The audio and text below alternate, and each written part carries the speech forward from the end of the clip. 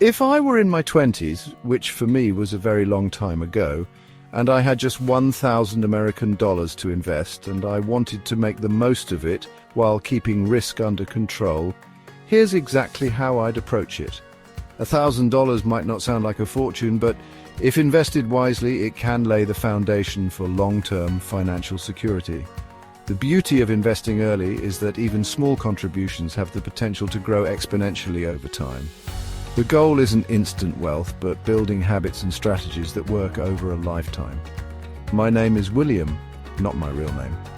I used to work as a strategic risk advisor for individuals and organizations. Over the years, I helped clients navigate markets, recessions, bull runs, and everything in between. Now I create and share financial content at no cost. Why? Because access to quality financial advice shouldn't depend on how much money you already have.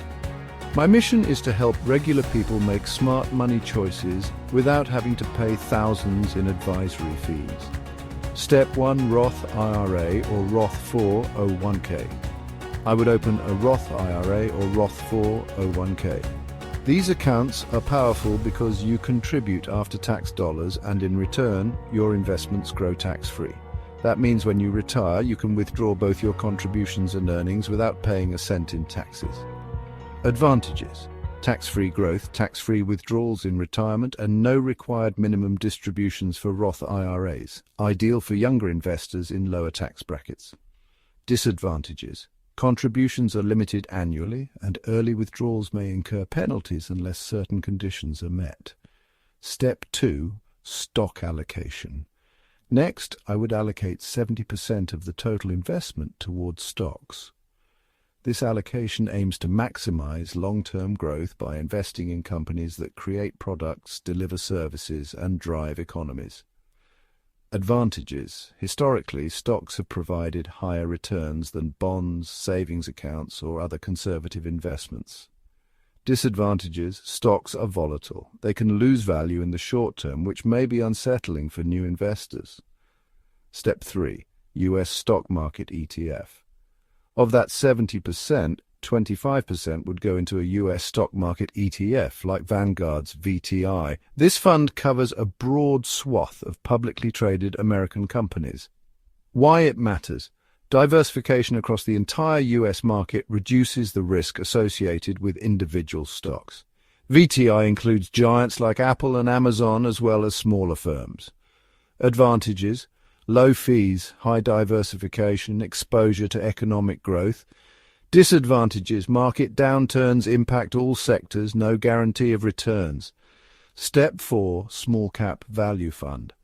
10% would be allocated to a small cap value fund like Vanguard's VVX. These funds focus on smaller companies with low valuations. Why it matters: historically, small-cap value stocks have outperformed the broader market due to their growth potential and market inefficiencies. Advantages: higher long-term returns, undervalued opportunities. Disadvantages: increased volatility, greater risk during recessions. Step 5, micro-cap ETF. 5% would go to a micro-cap ETF like iShares IWC. These funds target very small companies, often overlooked by institutional investors. Why it matters: microcaps can offer explosive growth potential if the companies succeed. Advantages: high potential for returns, early access to future market leaders. Disadvantages: extremely volatile, liquidity risks, limited analyst coverage.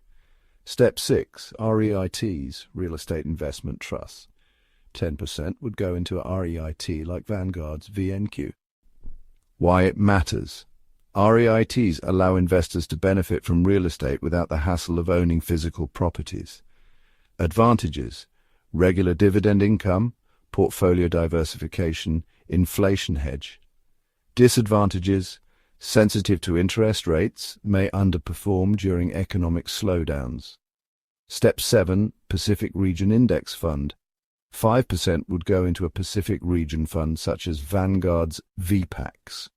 Why it matters: investing in Asia-Pacific economies provides exposure to rapidly growing markets like Japan, South Korea, and Australia. Advantages: growth opportunities, geographic diversification. Disadvantages, currency risk, political instability, regulatory differences. Step 8. European Market Fund. 5% would be invested in a European fund like Vanguard's VGK. Why it matters: Europe contains developed markets with robust legal and financial systems.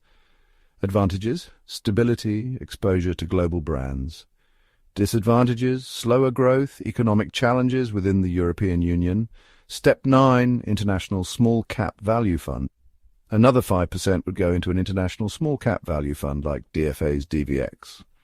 Why it matters: these funds find opportunities in undervalued small companies across the globe. Advantages: broader diversification, untapped market opportunities. Disadvantages: illiquidity, currency fluctuations, less transparency. Step 10. Emerging Markets Fund. The final 5% of the stock allocation would go into an emerging markets fund like DFA's DFMX. Why it matters: emerging markets like India and China are growing rapidly, offering tremendous investment potential. Advantages: high growth rates, expanding middle classes. Disadvantages: high volatility, political risk, underdeveloped infrastructure. Step 11. Fixed income investments. Now we focus on the remaining 30% of the portfolio, fixed income. Why it matters: bonds offer stability and income. They serve as the ballast in your investment ship.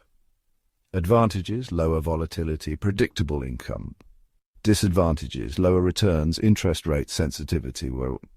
Step 12. Bonds allocation. 20% would be in investment-grade bonds, 5% in high-yield bonds, and 5% in inflation-protected bonds. Why it matters: investment-grade bonds, reliable, lower risk. High-yield bonds, higher income, more risk.